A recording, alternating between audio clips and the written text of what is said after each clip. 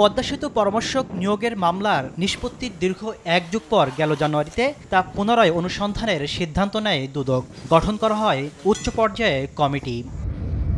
২০১২ সালে পদ্মা সেতুতে বিশ্বব্যাংকের অর্থায়ন নিয়ে টানাপোড়েনের মধ্যে ৭ জনের বিরুদ্ধে দুর্নীতির অভিযোগ এনে মামলা করে দুদক।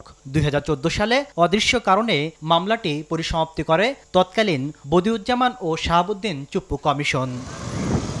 রাজনৈতিক পট পরিবর্তনের পর ফের অনুসন্ধানে মিলতে শুরু করে নানা তথ্য উপাত্ত। ইতোমধ্যে তৎকালীন সেতু সচিব মোশাররফ হোসেন ভূঁইয়া সহ সংশ্লিষ্টদের নথিপত্র এখন দুদকের কবজায়। সংস্থাটির চেয়ারম্যানের দাবি, বেশ কিছু দুর্নীতির তথ্য মিলেছে।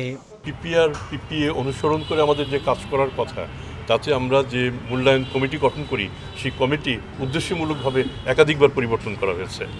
এটাতে আমাদের একটা ম্যানস্টিয়া কিংবা একটা অসৎ উদ্দেশ্য, অপরাধ প্রবণতা এটার মধ্যে থেকে যায়, সেটা প্রমাণিত হয়ে আসে। মামলায় আসামিদের অব্যাহতির পিছনে তৎকালীন কমিশনের দায় আছে কিনা তাও খতিয়ে দেখার কথা জানান চেয়ারম্যান।